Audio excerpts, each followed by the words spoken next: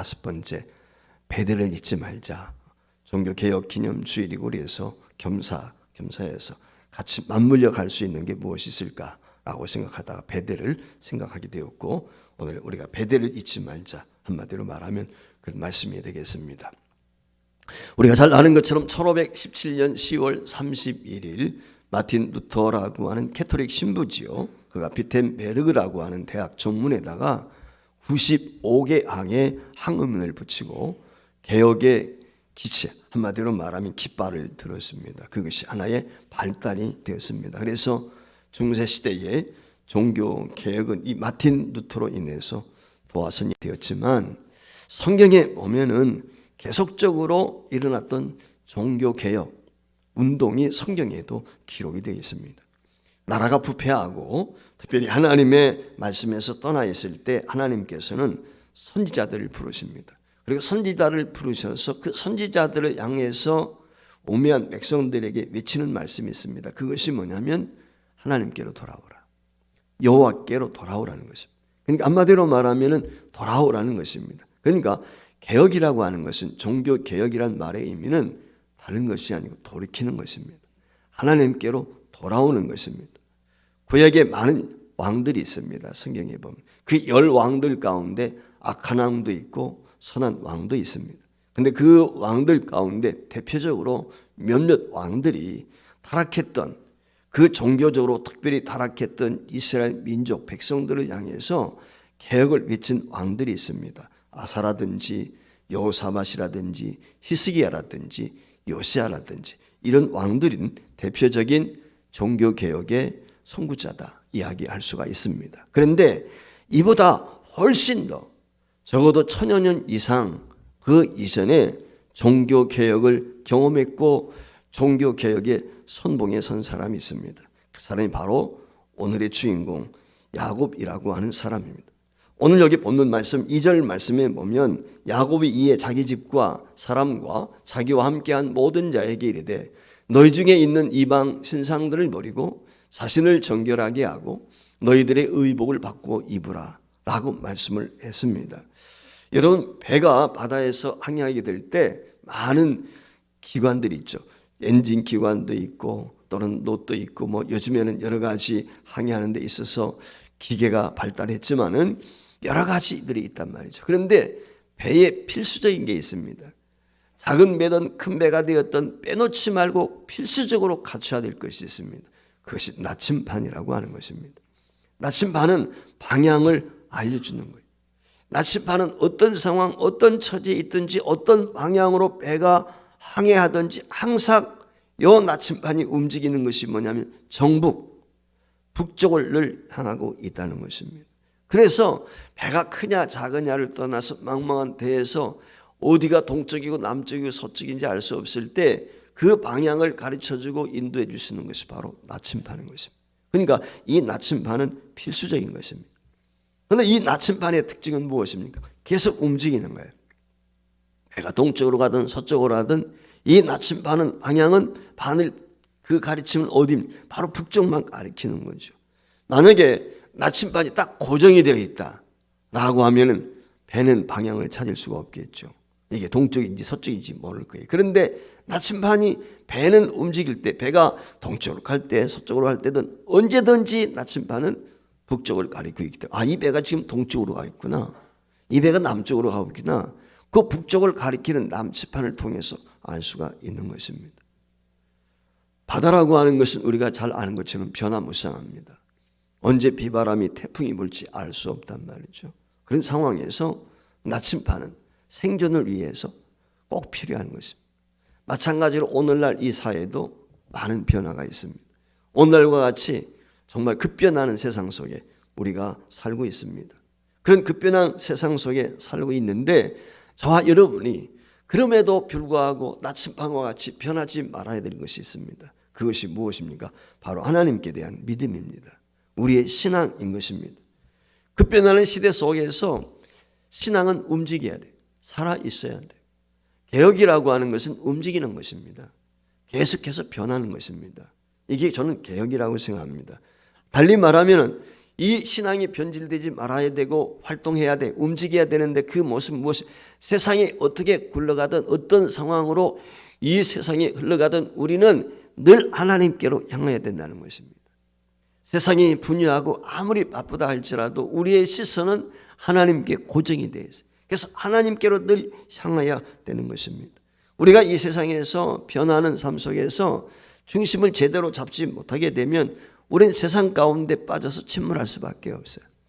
그렇기 때문에 저와 여러분은 항상 나침반 되시는 하나님, 믿음의 주여 온전케 하신 예수님 바라보고 그분 앞으로 늘 향할 수 있도록 저와 여러분이 날마다 새롭게, 한마디로 말하면 이 주님을 찾아가는 그 운동을 전개해야 되는 것입니다. 그래서 이 나침반처럼 스스로 정복을 향하는 것처럼 바로 이것이 개혁이라고 저는 생각합니다. 그러니까 신앙의 개혁은 뭐 대단한 것을 발견하는 것이 아닙니다. 원래대로 돌아가는 것입니다. 본래의 모습을 회복하는 것입니다. 성경으로, 말씀으로 돌아가는 것입니다. 이게 신앙 개혁입니다. 우리 교회를 이야기할 때 우리 장로교회를 개혁주의 장로교회, 특별히 개혁교회다, 그런 이야기를 하거든요. 개혁이라고 하는 말이 영어로 리폼드라고 하는 말을 우리가 하는데 이 말의 원래 의미는 다른 데 있지 않습니다. 원래 형태대로 돌아가는 것입니다. 우리가 헌옷 리폼하잖아요. 수술을 하지 않습니까? 수술을 해서 그 모습을 원래의 모습으로 회복시키지 않습니까? 그와 같이 우리가 낡아지고 허물어진 우리의 신앙을 다시 회복시키는 것입니다. 한마디로 말하면 원점으로 돌아가는 것, 그것이 바로 리폼드, 다른 것이 아닙니다.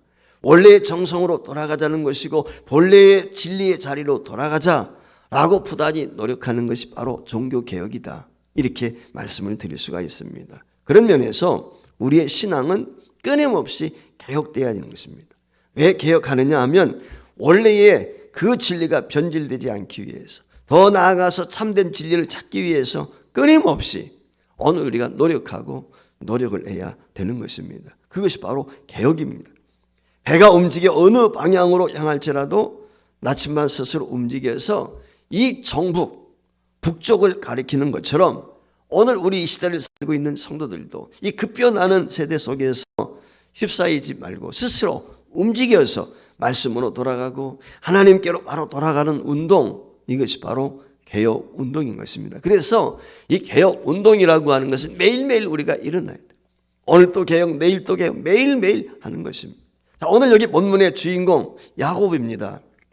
여러분 잘 아시죠? 야곱이 어떤 사람인지. 야곱은 20여 년 전에 오늘 본문에 나오는 이 말씀으로부터 보면 적어도 30년은 거의 다 됐을 것 같은데 그 오랜 세월 전에 아버지 속이고 형 속여서 장자의 명분과 장자의 축복을 다 가로챘단 말이죠. 그러니까 형이 원수처럼 여기는 거예요. 형이 야곱을 죽이려고 합니다. 예서인데. 그래서 그 예서의 그 혈기등등한 그 노, 그 분노를 피해가지고 바단 아람, 자기 어머니의 고향이죠. 외삼촌이 살고 있는 그곳으로 피신을 합니다. 그 피신하게 되었을 때 중간 가다가 기착점에서 잠을 잡니다. 누스라고 하는 곳에서. 그곳에서 잠을 자게 될 때 하나님을 만나게 되거든요. 그리고 꿈속에서 하나님의 음성을 듣고 천사를 만나고 그가 자기가 자고 있던 그 돌베개를 취해서 하나님 앞에 제단을 쌓는데 그게 베델이라고 하는 것입니다. 그 베델에서 야곱이 약속을 해요.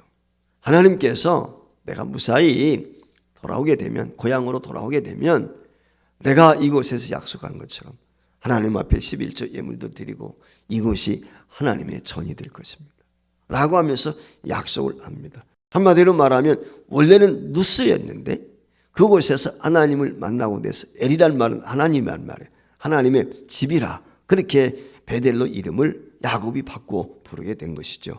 그로부터 20년 훌떡 지났습니다. 외삼촌 라반의 집에서 모심살이 20년 하고 자기의 재산을 좀 어느 정도 이제는 불리게 되었을 때 고향으로 돌아오게 되는 것입니다. 고향으로 돌아오면서 곰곰이 생각합니다. 그 야곱에게 큰 장애물이 하나 있죠. 그게 무엇입니까? 자기를 미워하는 원수가 있습니다. 그게 형 예서입니다. 예서 문제를 해결해야 되지 않습니까? 그래서 야곱이 돌아오면서 야복강이라고 하는 곳에서 자신들의 아내와 처자식 다 모든 것들을 강을 건너게 한 다음에 자기는 홀로 남아서 밤새껏 천사와 씨름합니다. 즉 하나님과 씨름하죠. 하나님께 매달려 기도하는 것입니다. 그때 하나님께서 야곱의 이름을 바꾸십니다. 이스라엘이라고. 이스라엘 말은 하나님과 겨루어서 이겼다는 거예요. 한마디로 말하면 승리한 것입니다. 그래서 야곱의 이름이 이스라엘로 바뀌게 된 것입니다. 그날 밤 그 사건을 통해서 놀라운 기적을 경험하게 되는데 군사 400명을 거느리고 야곱을 맞이하러 왔던 예서가 야곱을 만나게 되었을 때 그 얼굴이 천사의 얼굴 같아요. 야곱이 예서를 보는 순간 내가 형님을 보니까 천사의 얼굴, 하룻밤 사이 변한 거예요. 살기 등등했던 예서가 천사의 모습으로 변했어요. 그래서 두 형제가 오래간만에 만나가지고 서로 어긋맞겨 볼에 비비고 인사를 나누고 같이 울었다. 성경이 그렇게 이야기를 하고 있거든요. 한마디로 말하면 그 원수로 내가 야곱을 죽여야지 라고 하는 생각을 가지고 자신이 길렀던 군대까지 동원했던 이 예서의 마음이 봄 눈 녹듯이 녹아져 버린 것입니다. 어려운 문제가 해결되었습니다. 사람이라는 것이 참 묘합니다. 어려운 문제가 해결되면요, 그 받은 바 은혜 문제 해결해 주신 하나님 앞에 더 매달려 감사하고 기뻐해야 되는데 사람이 그렇지 못한 것 같아요. 예나 지금이나 마찬, 야곱도 마찬. 어려운 문제가 해결되었어요. 형이 같이 가자 그랬는데 핑계대고 먼저 가십시오. 우리는 처자식들이 있으니까 뒤따라 가겠습니다. 뒤따라 간다고 했는데 사실은 뒤따라 간 것이 아니라 성경 말씀에 보면은 세겜이라고 하는 곳, 그곳에 진을 칩니다. 이 말의 의미가 무엇이냐면 어려움이 있을 때는 사람들이 하나님 앞에 이 문제 해결해 주세요. 죽고 살고자 매달리는데 문제 해결되고 좀 시간이 지나서 편안해지면 하나님의 은혜를 잊어버린다는 거예요. 이게 오늘 인간의 속성인 거거든요. 오늘 야곱이 그런 거예요. 야곱이 세겜이라고 하는 곳에 진을 치고 살면서 하나님을 까마득히 잊어버려요. 하나님의 약속을 까마득히 잊어버렸어요. 하나님이 분명히 창세기 31장에 보면은 그 하란 땅에 있을 때 하나님이 부르셔서 야곱 보고 야, 너 베델로 올라가라 약속을 해주셨거든요. 그래서 지금 야곱이 고향으로 돌아올 때 어디로 올라가기 위해서 옵니까? 베델로 올라가기 위해서 모든 그 하란 땅에서 빠단 아람에서 준비해 놓았던 그 모든 것들 그걸 정리해 가지고 지금 올라오고 있는 거거든요. 그런데 베델로 가지를 않는 거예요. 베델 중간 기착지인 바로 오늘 여기 하란 땅에 전부 세겜 땅에 지금 머물고 있는 것입니다. 분명히 창세기 31장 13절 말씀에 보면 하나님 명령을 하셨거든요. 나는 베델의 하나님이라 내가 거기서 기둥에 기름을 붓고 거기서 내게 서원해. 너 옛날 20여 년 전에 나한테 거기서 서원하지 않았느냐? 지금 일어나 이곳을 떠나서 내 출생 곧 베델로 너 돌아가라. 하나님이 말씀을 했거든요. 그런데 베델을 향해 갔던 이 야곱이 그의 가솔들과 더불어서 세겜 부근에다가 진을 친 것입니다. 자, 왜 세겜 부근에다가 진을 쳤을까요? 여러분 한번 생각해 보신지 왜 야곱이 베델을 향해 가다가 세겜 부근에 진을 쳤을까? 이유는 하나예요. 세겜 지역은 살기 좋은 곳입니다. 평지입니다. 이미 도시국가가 형성이 되어 있단 말이에요. 정착하기에 편리한 것이에요. 돈만 있으면 오늘날로 말하면 강남이 최고 좋죠. 분당이 최고 좋죠. 여러분들 그런 거예요. 베델은 어떻습니까? 개간해야 됩니다. 베델은 돌짝밭, 광야입니다. 여러분 야곱의 가솔이 어느 정도 될까요? 야곱은요 아내가 4명입니다. 아들이 11명입니다. 베냐민 아직 태어났지 않으니까. 딸 하나 있습니다. 12남매예요. 거기다 종들이 얼마인지 모릅니다. 양과 염소와 소가 몇 대, 떼를 잃어 얼마인지 몰라요. 그러니까 그 야곱의 가문이 머문다는 것은 땅이 넓어야 돼. 좁아서는 안 됩니다. 그런데 야곱이 오늘 그 많은 것들을 떠나리고 베델로 올라간다? 사실 쉽지 않은 거예요. 근데 지금 세겜 복음은 평탄해. 돈만 몇 푼 주면 돼요. 돈 있겠다. 그렇지 않습니까? 재산 많으니까. 결국은 자기가 장막을 치는 곳에 오늘 여기 말씀에 은 100개를 주었다고 그랬거든요. 당시 은은 화폐에 통용하는 것인데 100개가 어느 정도의 가치가 있는지는 자세히 알 수 없지만 야곱의 모든 가솔들이 머물 만한 넉넉한 땅인 것입니다. 그걸 준비한 것입니다. 한마디로 말하면 야곱은 세겜 복원에 진을 쳤어요. 그리고 그 하나님께 소원했던 그 베델의 하나님을 까마득히 잊어버린 것입니다. 하나님의 약속을 저버린 세겜 생활이 어땠을까요? 좋았지요? 평탄하지요? 기쁘지요? 누르날라예요. 그러다가 딸 디나가 도시 구경 나갑니다. 세겜성 구경 나갔단 말이에요. 그러다가 그만 하몰의 아들에게 강간을 당합니다. 어려움을 겪게 되는 거죠. 그 자기 동생이 강간당했다는 부인이 4명인데 둘째 섭이죠. 일종의 말하면은 내와 나일이 아닌 몸종이었던 그 종이었던 딸이 난 자식이 이 디나인데 그 디나에 한 배가 있다. 그게 누구냐면 시몬과 레위라가 하는 사람. 그 오빠들이 그 이야기를 듣고 화가 난 거죠. 그래서 위장해가지고 속여가지고 화친 조약을 맺습니다. 그 하몬의 아들이 이 디나를 너무 사랑하니까 연애하니까 결혼해서 살겠다. 그래 결혼 조건으로 내세우는데 그게 무엇입니까? 우리는 할례 받지 않으면 안 된다. 그래 할례 받게 하는 거예요. 그래서 세겜 족속으로 하여금 다 할례를 받았습니다. 남자들이. 모든 사내들이 남자들이 말이죠. 할례를 받고 고통 가운데 있을 때 급습을 해가지고 이 시몬과 레위가 모든 남자들을 죽여버렸어요. 위기가 온 것입니다.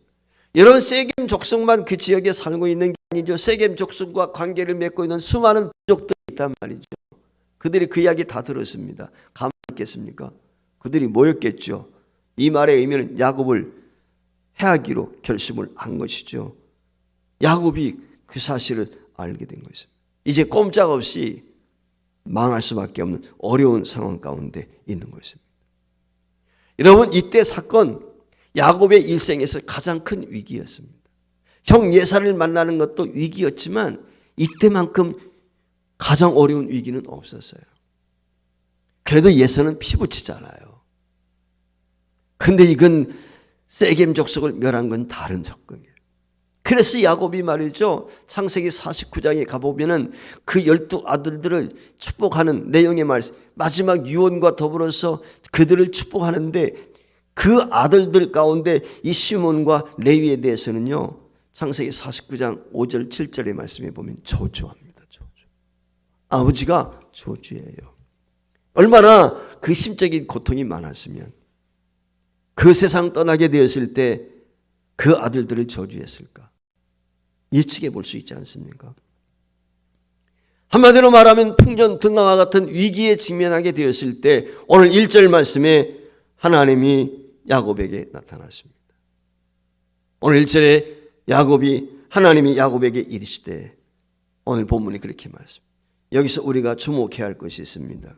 여러분 야곱의 이름이 어떻게 바뀌었지요? 우리가 잘 알고 있는 것처럼 창세기 32장에 보면 야복강에서 야곱이라는 이름이 이스라엘로 바뀌었습니다. 근데 오늘 본문 말씀에 보면은 하나님이 이스라엘이라 부르지 않고 야곱이라고 부르고 있습니다. 왜 야곱이라고 불렀을까? 이유는 하나예요. 이스라엘처럼 살아야 되는데 이스라엘답게 살지 못했단 말이에요. 야곱으로 살고 있는 거예요. 새 사람이 되었으면 새 사람답게 살아야 되는데 헌 사람, 옛사람처럼 살고 있단 말이죠. 그 야곱에게 나타나셔서 하시는 말씀이 뭐예요? 너 베델로 올라가라. 베델을 기억하라는 거예요. 그 베델에 올라가서 너 나하고 약속했던 거 그거 기억해라. 제단을 쌓아라. 이렇게 말씀을 하고 있어요. 내가 과거에 형 예세의 낯을 피해서 도망갈 때 그 루스라고 하는 곳에서 너 나 만났지? 너 나한테 서원했지? 약속했잖아. 그 베델을 기억해라. 베델을 올라가는 것입니다. 오늘 저와 여러분에게도 베델이 있습니다.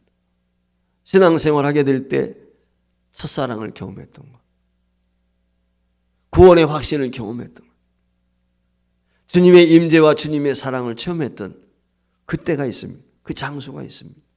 오늘 우리에게 중요한 것은요, 잊지 않는 거예요. 근데 야곱이 베델에 올라가기 전에 선결해야 될 문제가 있었습니다. 그것이 오늘 2절입니다. 야곱이 다시 가족들에게 이렇게 이야기합니다. 너희 중에 이방 신상을 제하려버리고 자신을 정결하게 하고 의복을 바꾸라. 여러분, 오늘 여기 2절에 나와 있는 이 말씀이 야곱의 종교 개혁인 것입니다. 원래 위치 참된 진리로 돌아가기 위해서, 하나님이 계신 곳에 가기 위해서 필수적인 것이 있습니다. 그것이 무엇입니까? 우선해야 되는 것이 버리는 것입니다. 여러분, 이게 굉장히 중요합니다. 모든 개혁은 어디서부터 시작이 되느냐? 버림에서부터 시작이 되는 것입니다. 버리지 않으면 개혁이 될 수가 없습니다. 세상적이고 이방적인 것들 모두 버려야 됩니다. 성경에 나타난 종교개혁은 우상을 버리는 데서부터 시작이 됩니다. 그리고 하나님께로 돌아가는 것입니다. 세상으로 향하던 우리의 발걸음, 그것을 끊어버리고 하나님께로 향한 돌이키는, 이게 개혁입니다. 이것이 중요합니다. 오늘 야곱은 자신의 가족들을 향해서 먼저 무엇을 버리라고 합니까? 이방 신상을 버리라고 합니다. 그 이방 신상 가운데 대표적인 것이 라헬이 가지고 있던 드라빔입니다. 우상이거든요. 드라빔이라고 하는 것은 우상인 동시에 한마디로 말하면 상속권입니다. 여러분 아시는 것처럼 라헬이 그 아버지 집을 떠나올 때 몰래 말 안장에다가 말이죠, 그거 앉아가지고 숨겨놓고 내가 지금 경수 중에 있습니다. 그래서 일어나서 인사를 드려서 쏘개가지고 말이죠, 그거 가지고 나왔거든요. 이 우상숭 드라빔만 있었겠습니까? 갖가지 우상들이 있었을 것이란 말이에요. 이거 버려야 되는 것입니다. 여러분 신명기 12장 30절 말씀에 보면은요, 우상 그림자도 보지 마, 가까이 가지 말라는 거예요. 호기심도 가지 말라는 거예요. 성경이 우리에게 말씀을 하고 있어요. 여러분 베델은 하나님의 집입니다. 여러분 하나님의 집에 어떻게 드라빔을 가지고 들어갈 수 있겠습니까? 어떻게 나무나 돌로 새긴 우상을 가지고 갈 수 있겠습니까? 그거 버려야 되는 거예요. 그래야 하나님의 집에 들어갈 수 있죠. 그거 먼저 버리라는 것입니다. 하나님만 섬기라는 것입니다. 오늘 우리에게도 우상이 있을 수 있습니다. 우리의 우상이 무엇일까요? 골로새 3장 5절 말씀에 보면은 탐심이 우상이라고 그랬어요. 욕심이 우상입니다.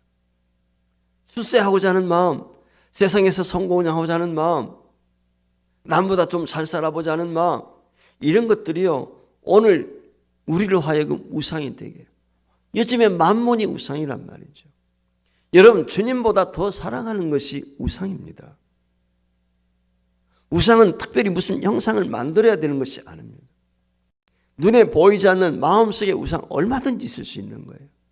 그것이 이성적인 것이 되든 출세욕이 되든 지식욕이 되든 하나님보다 더 사랑하는 것, 이게 우상인 거예요.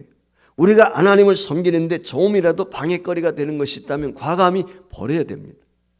우상을 버리는 것이죠. 이게 첫 번째입니다. 두 번째, 우상을 버리고 자신을 정결하게 하는 것입니다. 정결하게 한다는 말, 목욕하는 거예요. 깨끗하게 하는 것입니다. 한마디로 말하면 신부단장하는 것처럼 하나님 앞에 나가게 될 때 정결한 마음을 가지고 나가는 것입니다. 새 사람이 되는 것입니다. 그래야 베델에 올라가서 하나님을 뵐 수, 예배할 수, 깨끗하지 못하면 어떻게 돼요? 하나님 앞에 예배할 수 없어요. 부정하면 죽습니다. 구약시대는 그랬거든요. 그러니까 깨끗하라는 말은, 목욕하라는 말은 정결하게 해야 된다는 말이에요. 마음과 몸을 정결하게 되는 것입니다. 마음속에 우상처럼 자리 잡고 있는 것들, 부정한 생각들, 세겜 사람들에 대한 미움, 이런 것들 다 버려야 되는 것입니다. 그래야 베델에서 합당한 자로 예배할 수 있기 때문에. 그래서 야곱이 그 사실을 알고 있으니까 버려야 된다, 깨끗해야 된다. 그 다음에 세 번째가 무엇입니까? 의복을 바꾸어 입으라는 것입니다. 의복은 때때로 신분을 나타낼 때가 있습니다. 의복은 그 시대의 유행을 우리에게 가르쳐 줄 때가 있습니다. 한국 사람은 한복을 입습니다. 중국 사람은 중국 나름대로, 그렇지 않습니까? 일본 사람들은 일본 나름대로 자기들의 고유한 옷이 있단 말이죠. 여러분, 옷이라고 하는 것은 바로 이와 같이 어떤 그런 모습을 우리에게 보여줘. 문화라든지 아니면 환경이라든지 이런 데 지배를 받게 돼 있다면, 군인은 군복을 입지 않습니까? 경찰은 경찰복을 입는 거예요. 그 신분을 나타내는 것이란 말이죠. 왜 옷이 중요해요? 어떤 옷을 입었느냐에 따라서. 그리고 많은 사람들이 유행에 따라서 옷을 바꿔 입지 않습니까? 바로 그 점을 이야기하고 있는 것입니다. 이방인들은 우상을 섬겼을 때 그 우상과 연관된 옷을 입고 장신구를 주렁주렁 다란 말이죠. 한마디로 부적들을 다른 것입니다. 옷에 새겼습니다. 그래서 오늘 야곱이 주장하고 있는 것이 그거예요. 옷을 갈아입어라. 세겜 족속들과 어울려 살던 옷, 저 바단 아람에서 살 때 우리가 온합주의처럼 살았던 그 옷들 다 벗어버리라, 그 말. 한마디로 말하면 이 세상 삶의 방식을 바꾸라는 것입니다. 이 세상 삶의 방식이 무엇입니까? 자기 중심이죠. 내 중심이죠. 내 뜻이죠. 이제는 바꿔야 돼. 하나님 중심. 새로운 피조물이 되었단 말이죠. 새로운 피조물은 하나님 중심으로 사는 것입니다. 예수 믿는 사람은 삶의 방식이 달라야 됩니다. 오늘 여기 4절 말씀에 보면 야곱은 그 모든 것을 어떻게 합니까? 우상도 또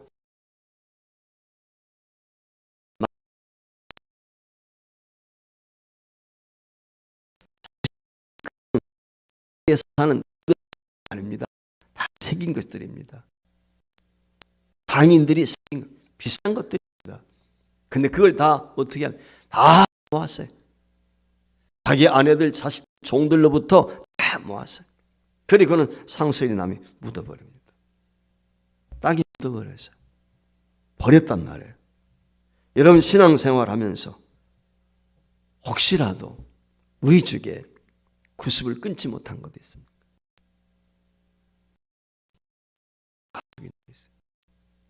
과거의 것에 연연해 있는 그런 구습은 없습니까?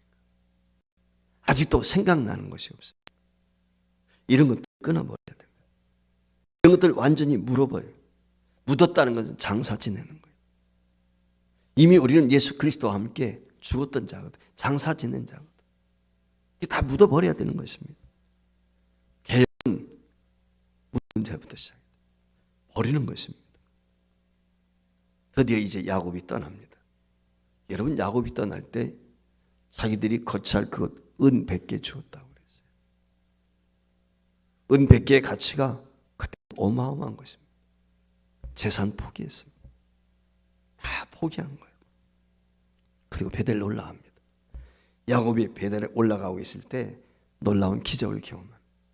주변 사람들이 야곱을 해하려고 준비를 다 했단 말이에요. 야곱이 급습해서 다 죽이려고 그런 마음을 가졌겠죠. 세겜과 관련된 모든 사람들. 그런데 어떻게 합니까? 주변 사람들로부터 야곱이 올라가는데 두려워하게 만듭니다. 한마디로 말하면 야곱에게, 그 야곱을 해치려고 하는 생각을 가지고 있는 그 지역의 원주민들에게 두려움을 줍니다. 하나님의 능력의 손길이 함께하니까 하나님께서 베델 무사히 올라갈 수 있도록 그 주변에 있는 모든 사람들에게 두려워하는 마음을 갖게 했다는 것입니다. 야곱의 생명을 위협을 느꼈을 법한데 전혀 어려움 없이 베델로 향하고 있습니다.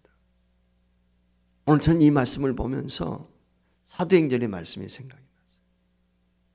사도행전의 복음을 전하게 될 때 많은 핍박이 있지만 그 복음이 증거될 때 세상이 두려워했습니다. 우리 한국 기독교 전례사, 기독교 백년사, 기독교사 가운데 보면은요, 탐관 오리들이 기독교인이 자기 마을에 들어온 걸 두려워했습니다.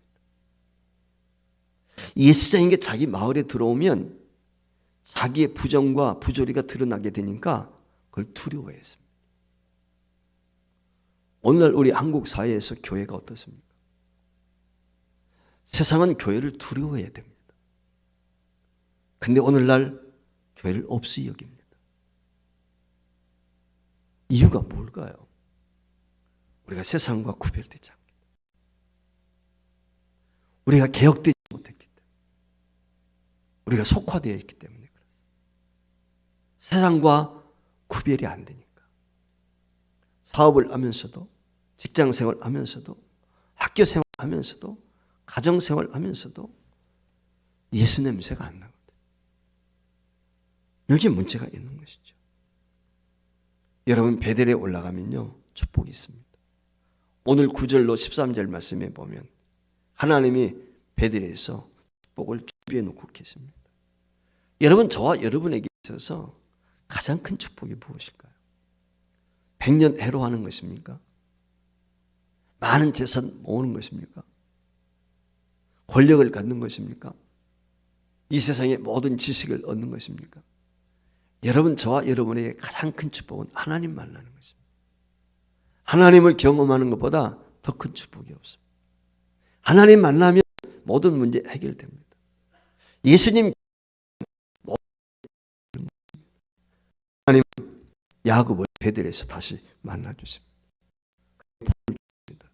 어떤 복입니까? 야곱이라고 부르지 않습니다. 이스라엘. 이게 진짜 복입니다. 여러분, 야곱은 이스라엘 이름을 얻었지만 하나님